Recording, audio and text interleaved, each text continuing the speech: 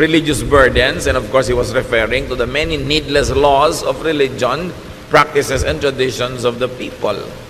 They were needless and outdated practices and props. Outward looks, outward attire, clothes, length of hair, all those kind of things that have become big deal to the religious people. The Lord was saying now, mga unnecessary topics and issues pampabigat sa buhay. At kung nangyari yan noon, this still can happen today.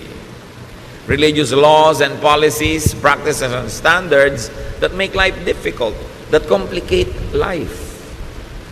We join church para gumaan ang buhay, para sumaya, tumahimik, pumanatag, magpasaya ng kapwa, magtulungan, sabay-sabay maghanap sa Diyos, to be accountable to God personally for our personal shortcomings and sins, and to be accountable to the congregation only for the things that directly affect them as we do things.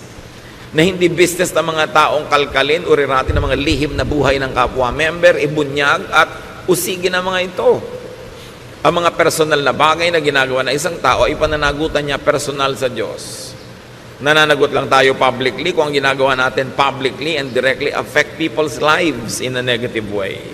Pero ang nangyari sa mga tao na pupunta sa temple, sa synagogue at ngayon sa church, nilalagay sila sa ilalim ng microscope, laging sinusuri, pinupulis, binabantayan at ibinubunyag, ipinapahiya, pinagchichismisan, pinagpepiestahan. Bakit ka pa nag-church kung ganun din lang ang mapapala mo?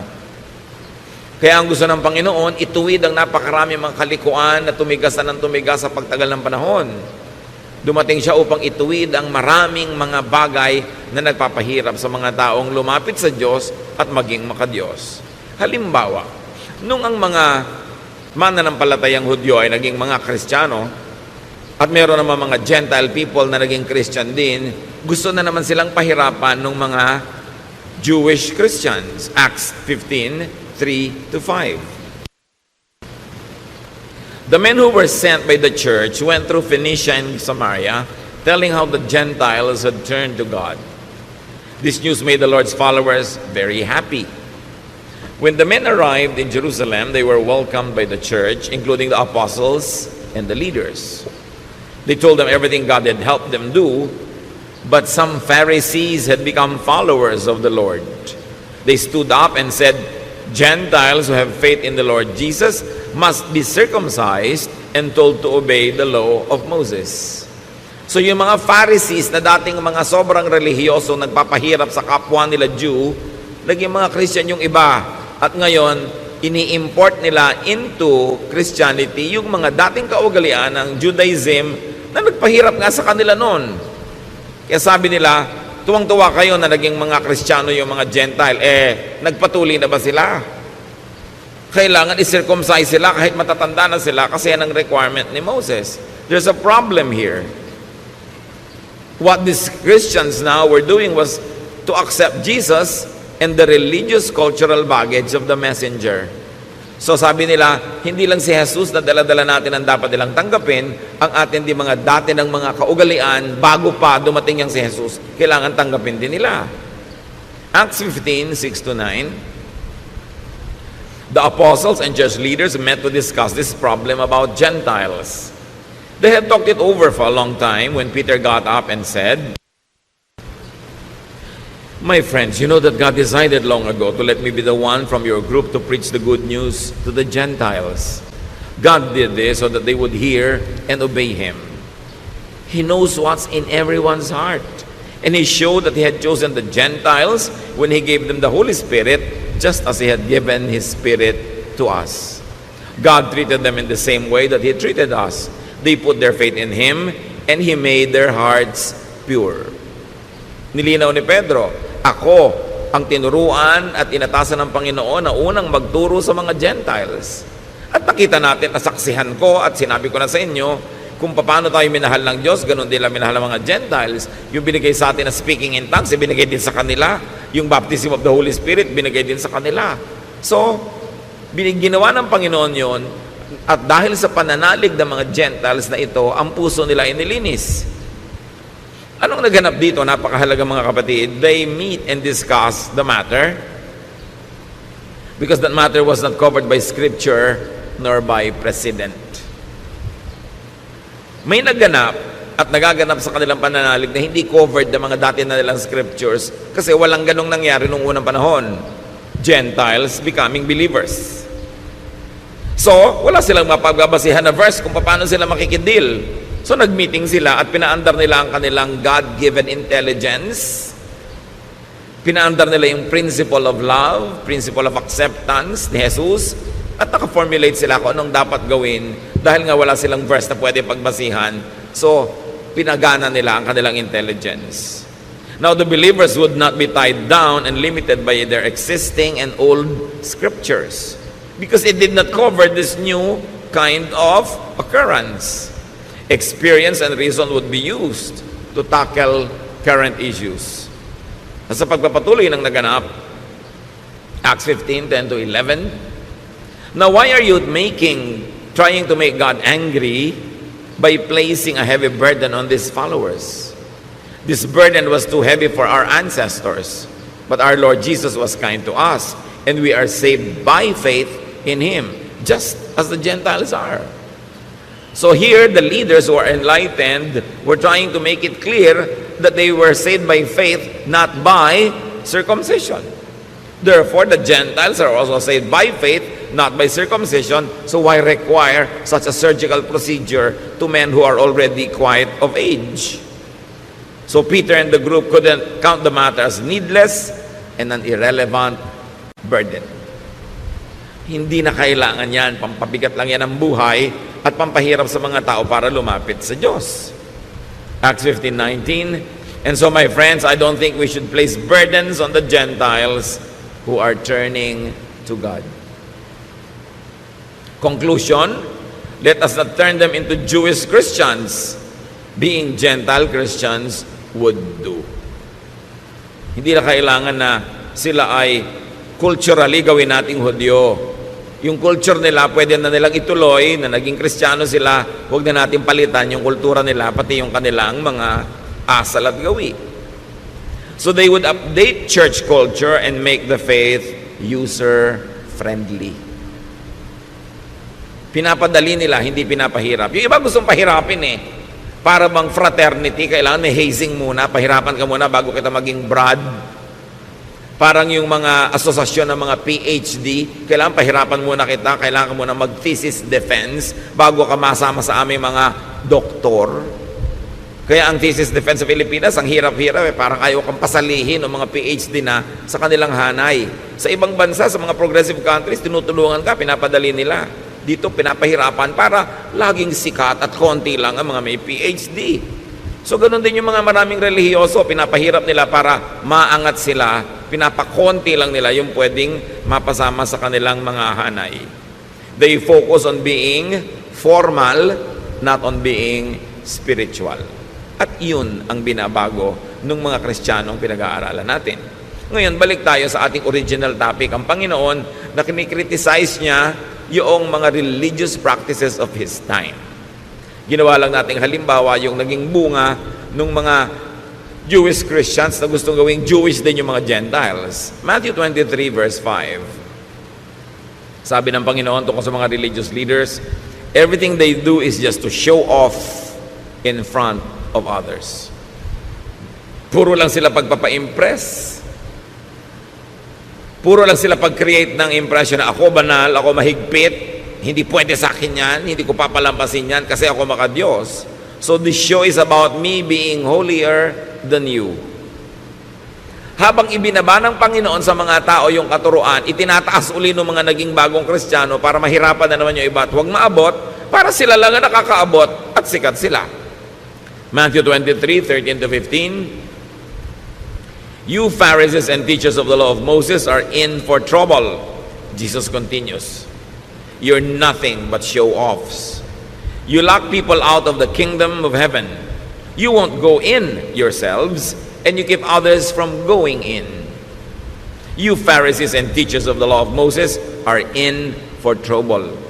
You're nothing but show-offs. You travel over land and sea to win one follower, and when you have done so, you make that person twice as fit for hell as you are.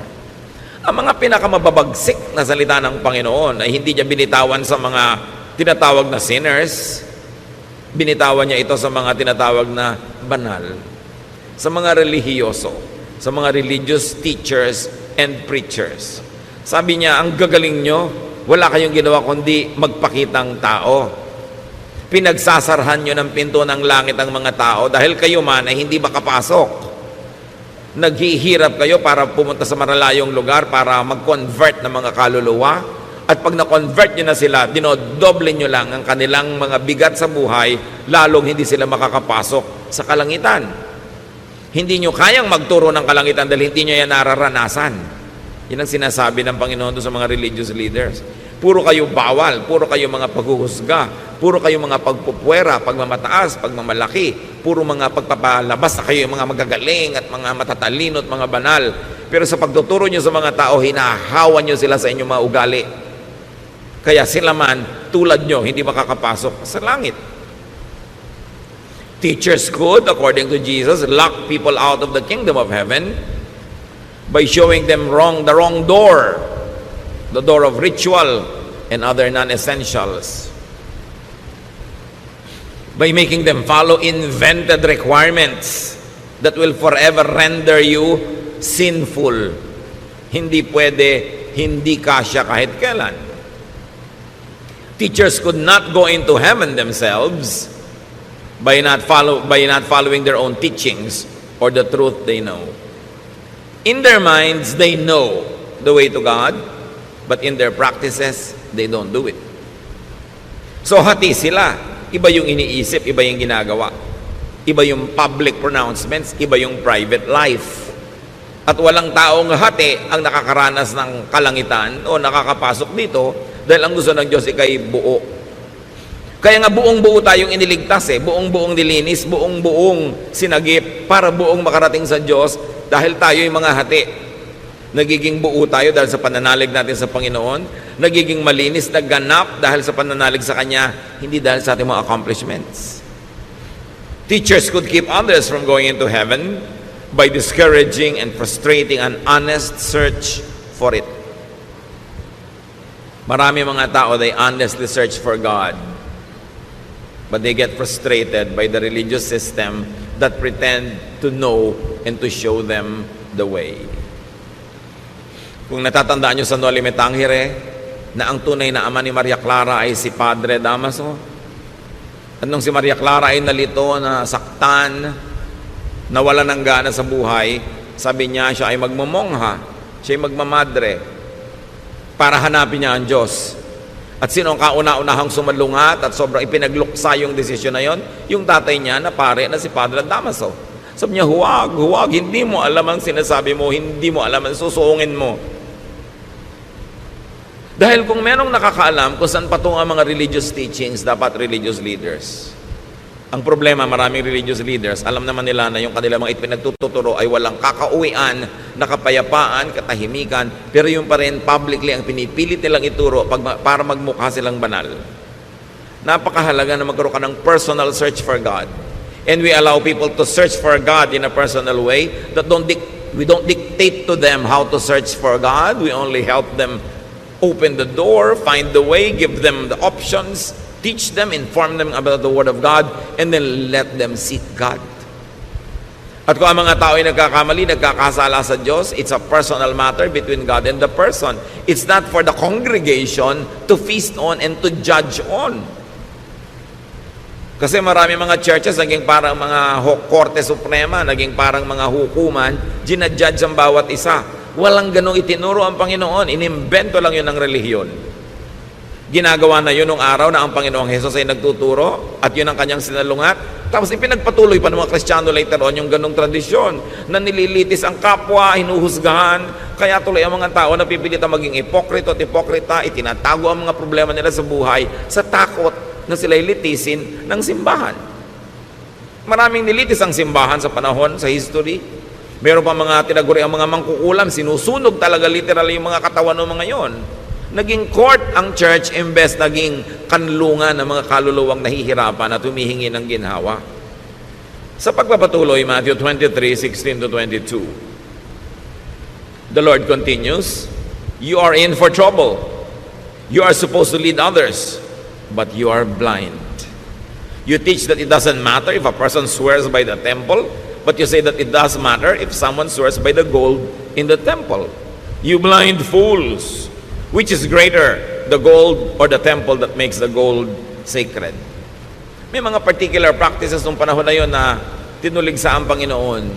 Yung sobrang pagiging mahilig ng mga religious leaders sa pera. Love for money, power, and honor, misguided zealousness could blind religious teachers. Kaya ito ay tinuligsa ng Panginoon na huwag mong kikilingan yung tao dahil mas mayaman, dahil mas malaki yung donation, at yung mga religious leaders huwag mag-agawan, magbangayan, agawan ng mga member mayaman, ng mga donor. Nung paman, kinikriticize sa'yo ng Panginoon. Kaya hanggang ngayon, challenge pa yan sa maraming mananampalataya. Matthew 23, 23 to 24. You Pharisees and teachers are show-offs, and you're in for trouble. You give a tenth of the spices from your garden, such as mint, dill, and cumin. Yet, you neglect the more important matters of the law, such as justice, mercy, and faithfulness. These are the important things you should have done, though you should have not left the others undone either. You blind leaders, you strain out a small fly, but swallow a camel. So, puro kayo pakitang tao. Sa mga nakikita ng tao at nasusukat, kahit na sa mga tithes and offerings, ang faithful nyo, at sabi ni Lord, dapat naman. Pero hindi lang yan ang mahalaga. Mahalaga yung katarungan, habag, pagiging matapat. Sabi, napaka mga bulag ninyo. Hindi nyo malulon ang kaprasong insekto, pero buong buo yung nilulunok ang mga kamelyo. Ibig sabihin, mga maliliit na mga kasalanan ng kapwa, minamalaki nyo, maliit na mga pagkukulang, kala mo kung ano na. Pero yung mas malalaki mga kasalanan, hindi nyo napapansin. Yung mga kasalanan ng yabang, judgmentalism, self-righteousness, pride, misguiding people, selfishness. You don't notice that. Wala kayong napapansin kundi yung babaeng adulterous.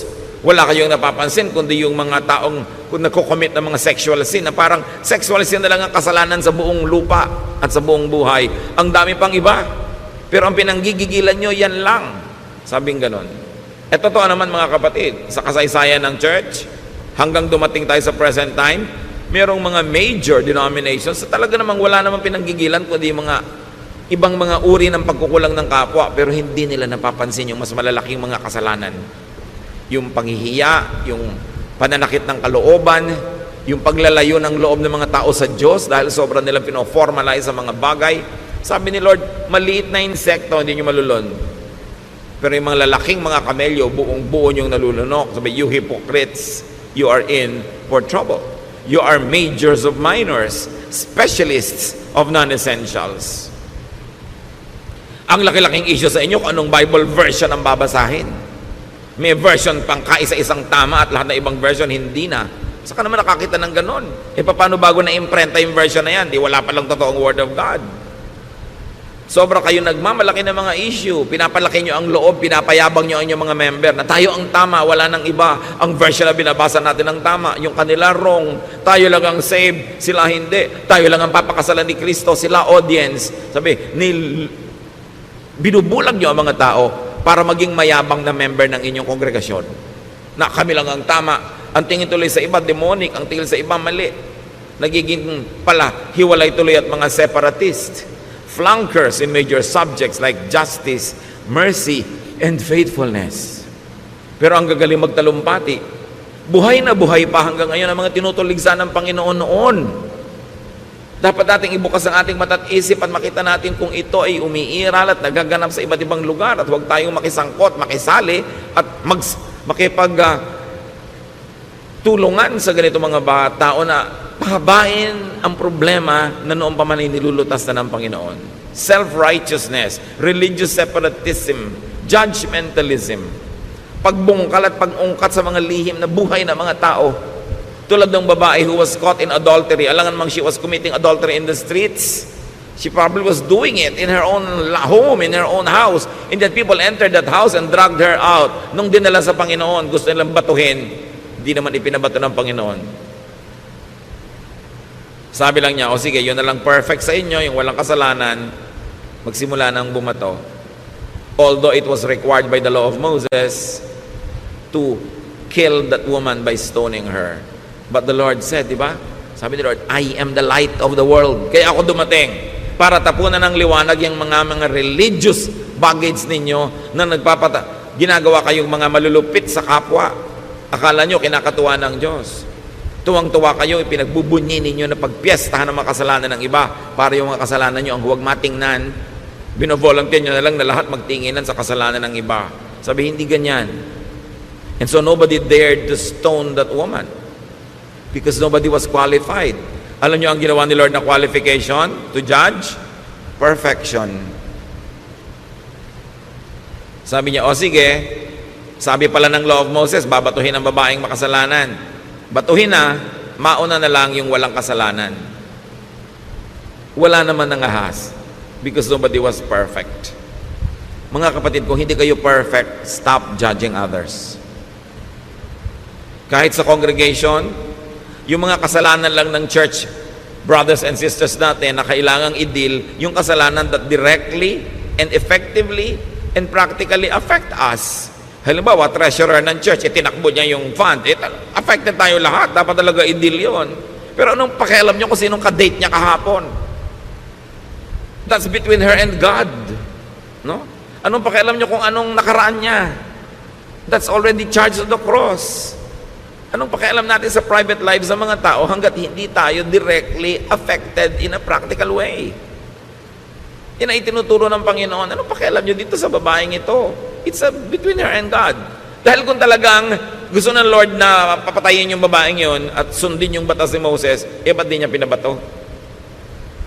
At kung babatuhin din lang pala yung babae, ba't pa dumating ang Panginoon sa mundo para tayo iligtas? Para tayo patawarin at linisin?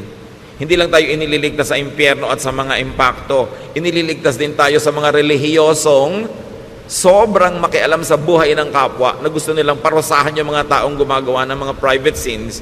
Kung gusto mo maging banal, magpakabanal ka. That's good, that's best, that's commendable. Pero huwag mong sukatin yung kapwa mo sa iyong pamantayan. Huwag mong pilitin yung kapwa mo na maging kasing banal mo. Your life is your business before God. At pag tinanggal mo yun sa iyong ugali, sasaya ang church. Hindi para konsentidihin natin ang isa sa mga kamalian, but you always say, God is not yet finished working on this person. Kung ang mga kasalanan niya ay napaka-private, bakit ko kakalkalin? Ang iintindihin ko yung kasalanan ko, yung kalinisan ko before God. And I will pray for the person, I will give counsel kung hinihingi niya, bibigyan ko ng payo kung hinihingi niya, bibigyan ko siya lagi ng inspirasyon, ng magandang halimbawa sa pamamagitan ng buhay ko, but I will not lecture. I will not judge. At hindi ko siya ititiwalag dahil lang kulang siya. Dahil pag lahat ng kulang, tiniwalag, walang matitira. Gusto ni Lord ituwid yung religious customs ng mga tao. Na kumbaga pag relihiyoso ka, nakakasakal kang kasama, ang hirap-hirap mong kasama sa buhay dahil bantay ka ng bantay ng kasalanan ng iba. Lagi kang may points, may scoreboard. That's not what the Lord wanted. Sabi niya, I came that you might have peace. Sabi niya, don't worry, I have overcome the world. Your sins are charged to me, and I am the judge. Don't judge each other. I will judge. Ngayon, kung kayo yung babae na nagkulang at nagkamali, di nyo ba ikakatuwa na ang Panginoon ang judge? Gusto nyo ba na yung mga churchmate nyo ang judge? At kung hindi nyo gusto na i-judge kayo ng churchmates, don't judge your churchmates. Let Jesus judge them. And up to now, Jesus is still Savior, not yet a judge. So bakit natin siya uunahan? Now, religious fanatics could be unjust, merciless, uncaring, and cruel because they kill the opposition or the competition. May mga congregation naman kaya mahigpit, marketing lang nila yon para i-market nila ang sarili nila, maka-Diyos, godly, mahigpit. So sa amin kayo mag-member, huwag dyan sa mga maluluwag na yan, walang mangyayari sa buhay nyo. Pero subukan nyo mag-member doon sa ganun kahihigpit. Subukan nyo lang. Maglingkod kayo ng 20-30 taon. Tama ang hairstyle nyo, yung gupit nyo, yung haba. Tama ang hairline ng inyong damit. Tama ang lahat ng ginagawa nyo. Subukan nyo magkamali after 20 years ng paglilingkod. Sisipain nila kayo. Promise. Tatanggalin nila kayo, ititiwalag nila kayo, kakalimutan nilang kapatid nila kayo. Alam niyo, ang mabilis makalimot ng magandang pinagsamahan, mga Kristiyanong mahihigpit. Ang tagal-tagal mong brother and sister in the Lord, subukan mong madapa, magkamali, kauna-unahan silang lalapa sa'yo. Mahirap sila mga kaibigan, kasi you're only a friend as far as you are holy. Pag nagkamali ka na, hindi na. Mabuti ng mabuti kung kaya mo maging holy 100% of the time. Kaya yung iba, nagpe-pretend tuloy, nagpapanggap sa takot na matiwalag, sa takot na mapagpiestahan, ma-bulletin board, mapulpito, maipahiya. Religious fanatics could be unjust because they think that killing for religion pleases God. Katulad nun, yung mga tao, papatayin nila yung babae. Imagine a person that you will stone to death. Siyempre, hindi naman patay agad yun. Mangingisay-ngisay pa, bubula pa ang bibig, dudugo, magkakapasa-pasa, bato ka pa ng bato. Anong tigas ng puso ang pwedeng meron ka para gawin yon? At bakit mo sasabihin galing sa relihiyon o galing sa Diyos yung tigas ng puso na yon? Liban na lamang, you were brainwashed by religion to think that God is pleased when you kill somebody because that somebody fell short of God's glory. But you can kill somebody in many ways. Hindi mo na kailangang batuhin ang tao. Pagchismisan nyo lang is a kind of murder. Pinapatay mo yung kanyang reputasyon, pinapatay mo yung kanyang happiness, yung kanyang peace, yung kanyang pag-asa. Yung i-judge mo ang isang tao is a form of killing. That's why Jesus said, sige, bumato na lang yung walang kasalanan. In effect, He said, walang pwedeng bumato. Ako lang. At hindi ko binabato ang babaeng ito. So wala kayong karapatang mambato. Teachings can sometimes treat people only as executors and tools of religious doctrine, not as beneficiaries. Nandiyan ka lang dahil kasangkapan, gagamitin, maglilingkod ka. Pero oras na ikaw na yung nangailangan at nagkamali at kinapos ng kamaluwalhatian, isusuka ka na para kang isang basura. You know? Yan ang kinikriticize ng Panginoon. Religions that are big on small things, but are small on the big things that matter. Kaya tingnan ang ugali at ang asal ng isang tao, hindi kung anong version ng Bible ang binabasa niya. Tingnan yung climate ng pagmamahalan, pagsasamahan sa isang kapatiran, hindi kung ano yung uri ng mga kantang kinakanta nila o kung gaano kahahaba ang kanilang mga palda at buhok. Yan ay sinusukat sa ugali, sa pagkatao, sa epekto sa iyo ng pag-aaral ng salita ng Diyos. Matthew 23:25-28. You Pharisees and teachers are show-offs, and you're in for trouble. Jesus continues. You wash the outside of your cups and dishes, while inside there is nothing but greed and selfishness. You blind Pharisee, first clean the inside of a cup, and then the outside will also be clean. You Pharisees and teachers are in for trouble. You are nothing but show-offs. You're like tombs that have been whitewashed. On the outside you are beautiful, but inside they are full of bones and filth. That's what you are like. Outside you look good, but inside you are evil and only pretend to be good. Can you imagine these words coming out of the mouth of the Son of God? Sabi, akala nyo ang gaganda nyo, ang lilinis nyo, ang gaganda ng costume nyo. Tama-tama ang mga haircut nyo, ang inyong mga style, pero mga bulok kayo sa inyong mga kalooban. Dahil puro pakitang tao lang ang inyong relihiyon. Hindi kayo marunong magmahal, hindi kayo marunong umibig. Napakalulupit ninyo sa mga taong itinuturing ninyong kulang sa kabanalan. So there's form more than substance. There's appearance more than truth. Therefore, it results in internal division, disunity, discord, and oneness. Therefore, there will be no heaven in such people's lives. Kawawa ang mga tao na nadadala, nahihikayat at sumasanib o kaya umaanib sa mga relihiyong hindi mapagkandili, hindi maibigin, judgmental at mga self-righteous. Kasi buong buhay, habang nandun ka sa ganung kongregasyon, ang pakiramdam mo nakatungtong ka sa dulo ng sibat, denumero ang lahat ng kilos mo at lahat may score. At pag nagkulang ka na, sorry ka na lang, no matter if you're 30 years na nandun. Matthew 23:29-33, you Pharisees and teachers are nothing but show-offs, and you're in for trouble. You build monuments for the prophets and decorate the tombs of good people. And you claim that you would not have taken part with your ancestors in killing the prophets. But you prove that you really are the relatives of the ones who killed the prophets. So keep on doing everything they did. You are nothing but snakes and the children of snakes. How can you escape going to hell? Can you imagine? Sabi ng Panginoon dito sa mga religious leaders na ito na walang itinuturo kundi mga pagbalat kayo, mga ahas kayo.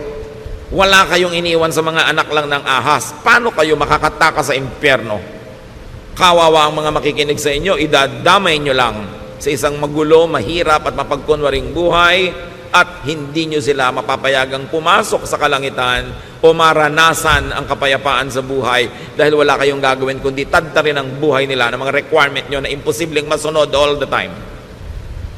Pinapagaan ng Panginoon ang buhay ng mga tao, pinapadali niya ang pagpasok sa Diyos. So napakahalaga.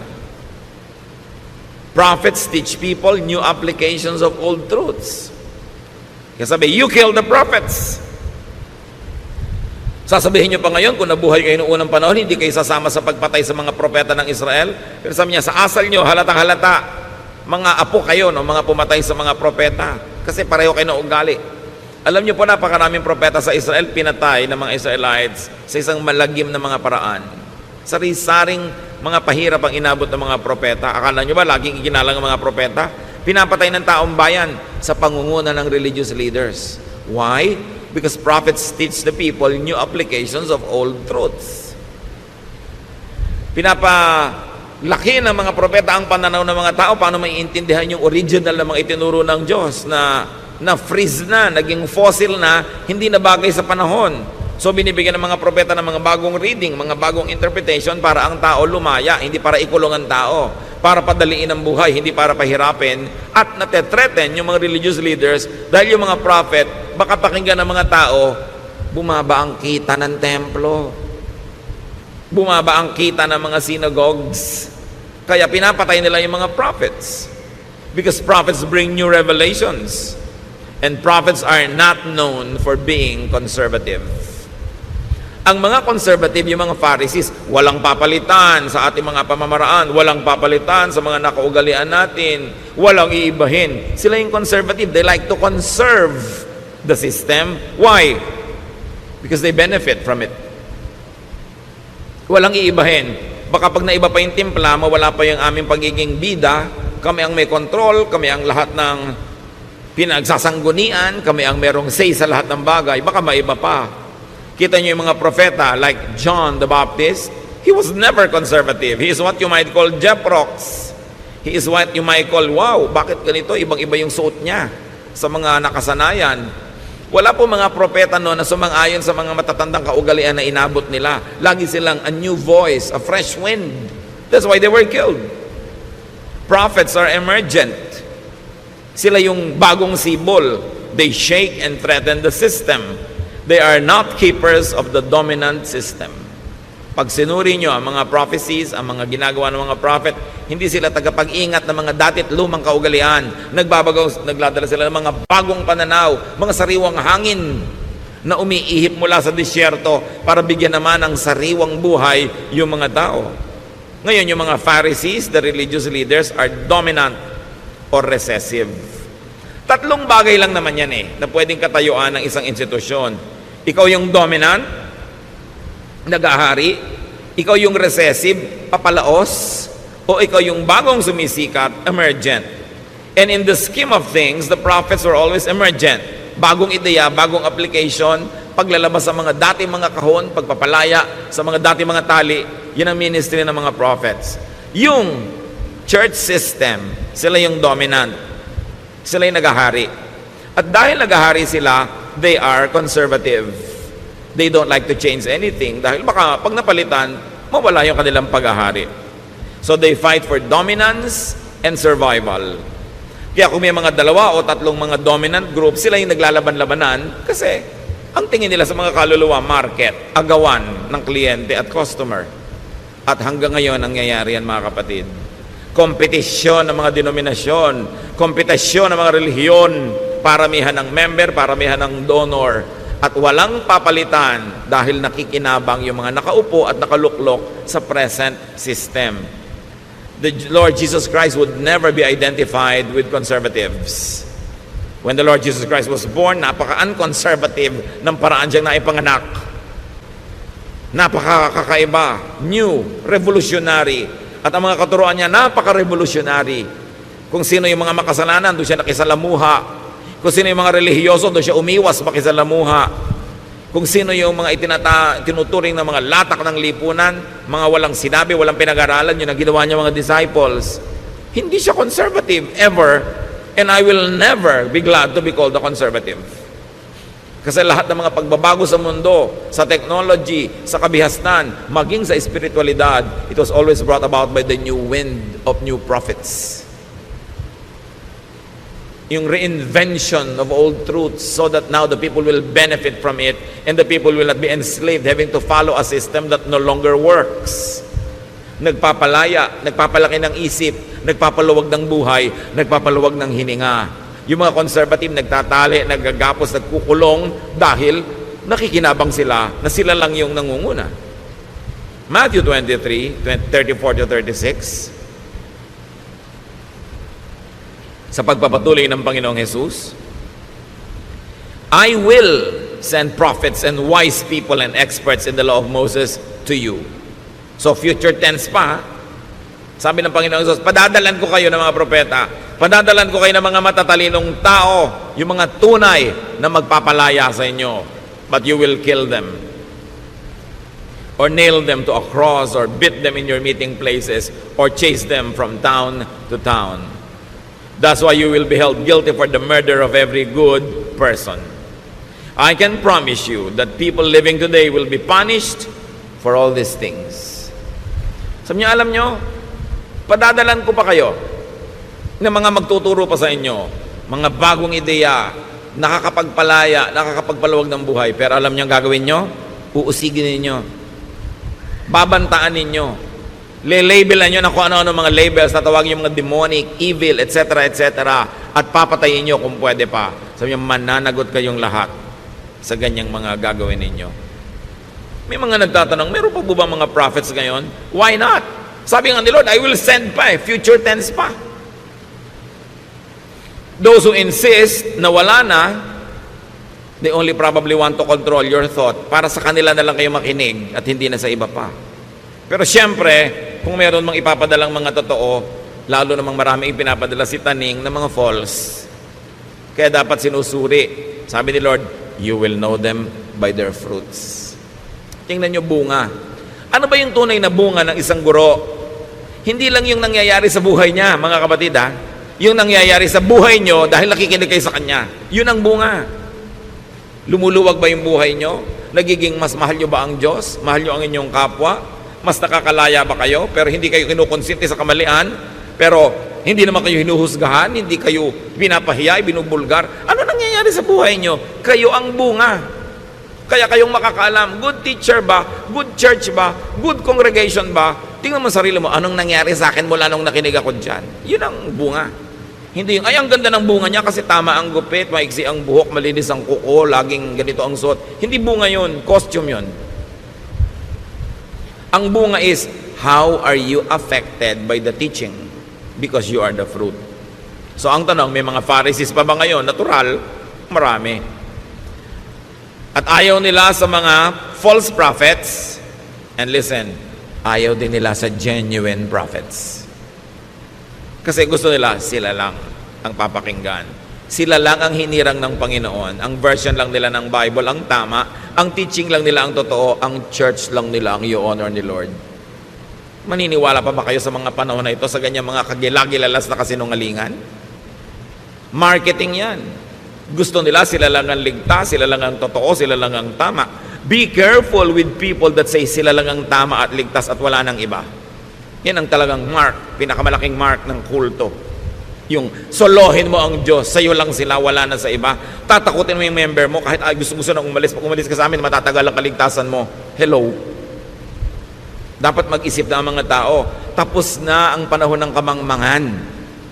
Ang Biblia ay nababasa na ng lahat ng tao.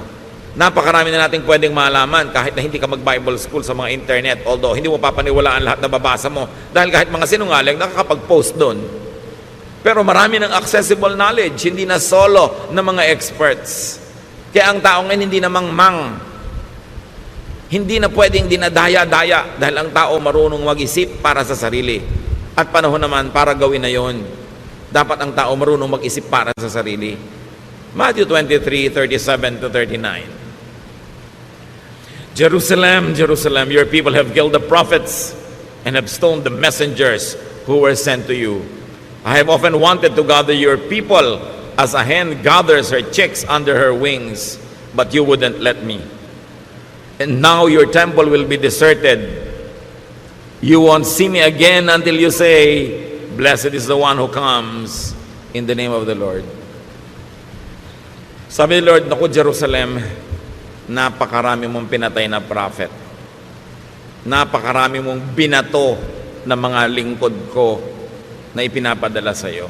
Hindi ko malaman yung mga iba kung bakit sobrang napalaking big fans ng Jerusalem. Samantalang si Lord mismo nagsasabi, Jerusalem, napakarami mong kasalanan. Napakarami mong pinatay na matutuwid na tao. At hindi ba, si Jesus na nga ang kauna-unahang ipinako doon. Yung iba naman parang sobrang nagpapatira pa sa paanan ng mga Hudyo. Na akala mo yung mga Hudyo ang mga anghel sa langit. Pare-pareho lang nila tayong tao, pare-pareho lang tayong mahal ng Diyos, pare-pareho lang tayong ililigtas ang Panginoon. At hindi ka dapat nagpapatira pa sa lahi, dahil lang yun ang lahi niya, dahil siya ay Jew, dahil siya ay taga-Israel. Sabi nga ng Panginoon, naku, napakarami mong pinatay Jerusalem. Napakarami mong atraso sa langit. Ang dami mong iniligaw. Hindi naman natin siyempre magkakaroon tayo ng negative feeling sa mga taga roon, pero huwag ka namang magpa-atsoy at magpa-atsoy sa kanila dahil lang Diyos sila. Pare-pareho tayong anak ng Diyos at iniligtas ng dugo ni Kristo. Dapat may dignity ka rin sa iyong racial identity. Hindi agad-agad mo isinusuko dahil taga-Israel ito, taga-Israel yun. Mahal ng Diyos ang lahat ng tao. At sino man ang susamba sa Kanya at maglilingkod ay mamahalin niya. Sabi nga ng isang propeta, kahit yung mga bato, pwedeng gawin mga apo ni Abraham. Huwag niyo ipagyabang na mga Hudyo kayo. Kasi kung Hudyo nga kayo, hindi naman kayo sumasamba, baliwala yan. Mabuti pa yung Gentile. Ilagay natin ang lahat sa tama. Huwag tayo ngayong magpairal ng bagong religious colonialism na may bago naman mga amo. Pagka taga-Israel, amo na natin agad. Dapat ang amo lang natin ang Diyos. At meron tayong dignity, pagmamahal maging sa ating racial identity. Hindi agad-agad mo sinusuko. Now, today's new prophets teach new applications of old truths. And they update the faith. And they update the church. Today's Pharisees, the establishment, will resist change. They will take shelter in conservatism. Conservatism is the defense and offense of the dominant and the recessive. Pag ikaw naghahari o papalaos, gusto mo conservative because you want to sit on past glory.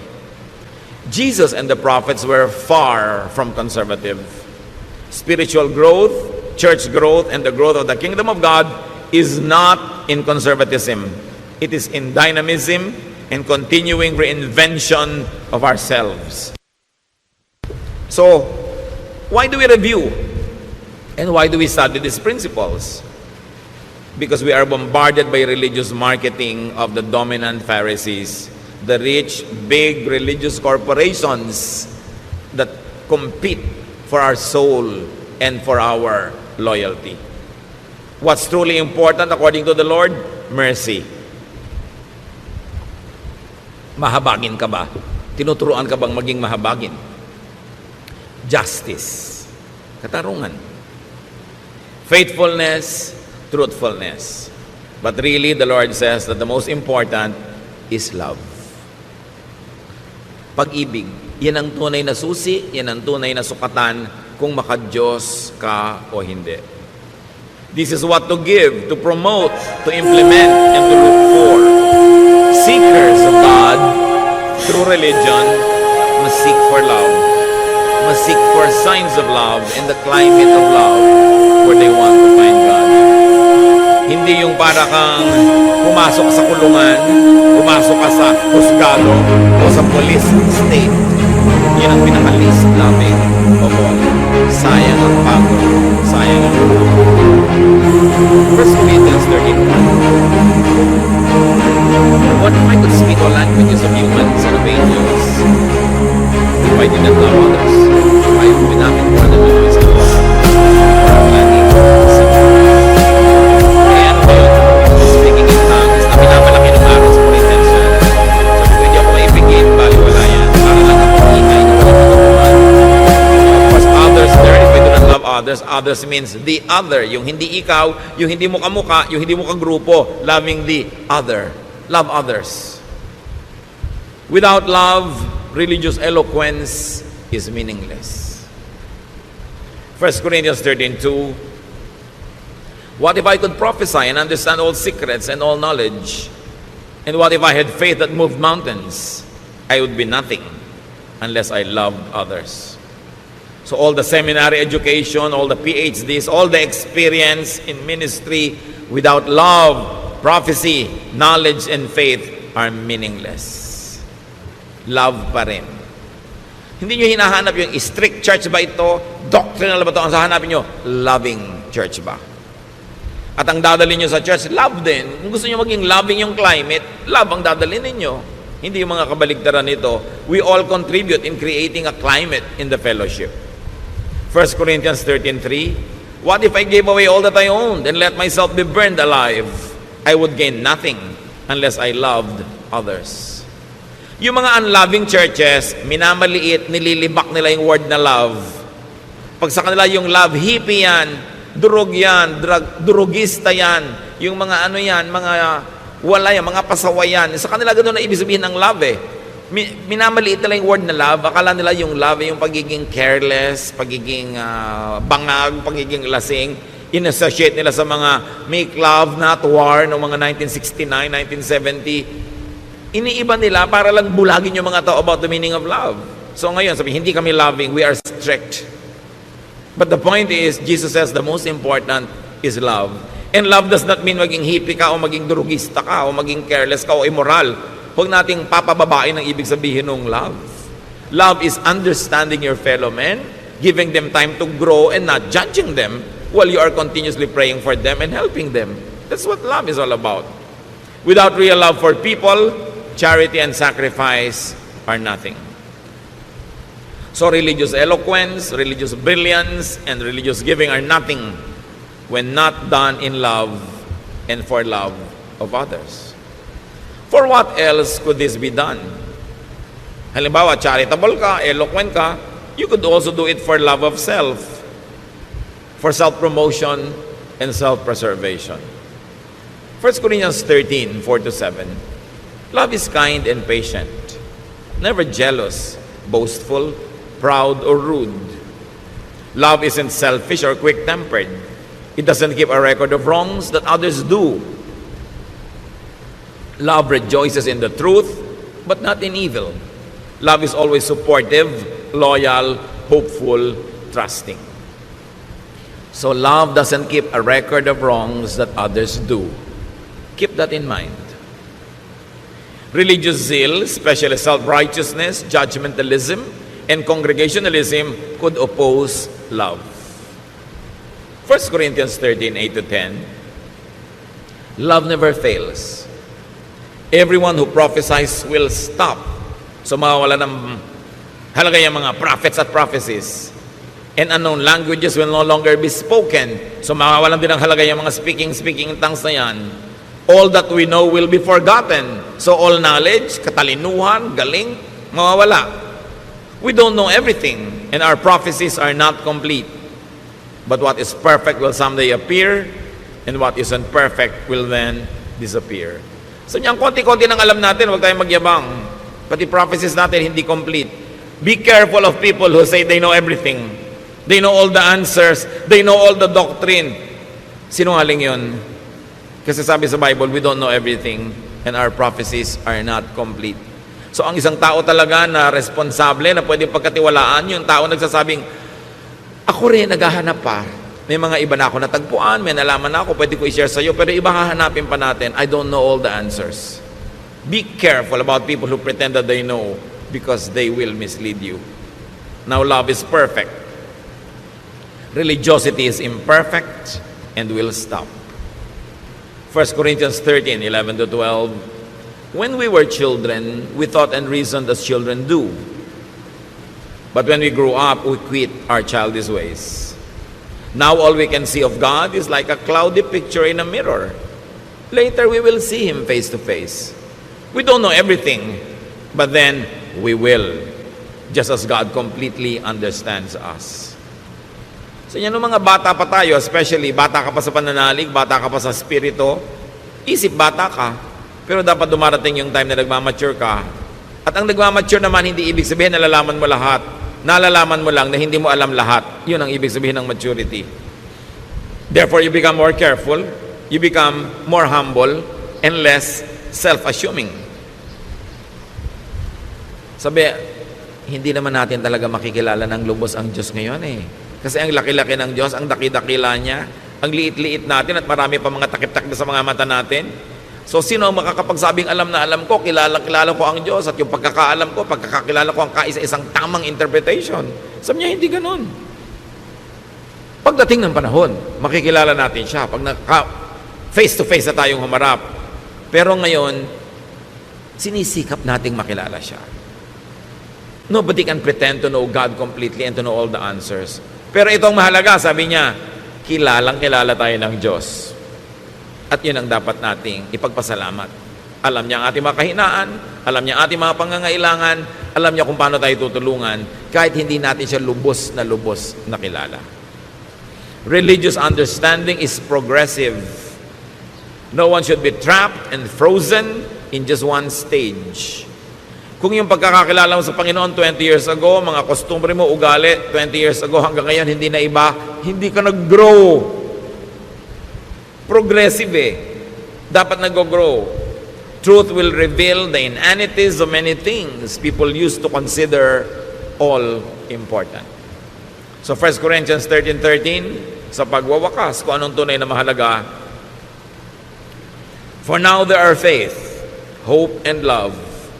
But of these three, the greatest is love. Religion teaches faith, but it will become irrelevant when everything is revealed. Religion teaches hope and expectations, but they will become irrelevant, they will be moot and academic when we are together with the Lord in eternity. Religion teaches love, which is the greatest, because it will be forever. Yun ang patuloy at in fact, yun ang lalo pang lalago pagka humarap na tayo sa Panginoon at magkakasama na tayo sa kabilang buhay. Why is it the greatest? Because God is love. If you're going to be known for anything, be known for godly love.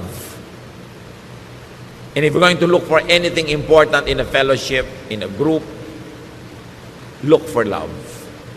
In your family, in your circle of friends, promote love. Be part of those people that make love alive and make life a little bit more loving. Bring religiosity and spirituality to the next level, and that is love. Alam nyo na yung Bible, matagal na, alam nyo na yung mga doctrine, eto na lang, loving ba tayo? At kung loving tayo, salamat sa Diyos, pero let's keep on loving more because God is love. Ama namin, salamat. Salamat na lang dahil ganun kayo, ganun dapat yung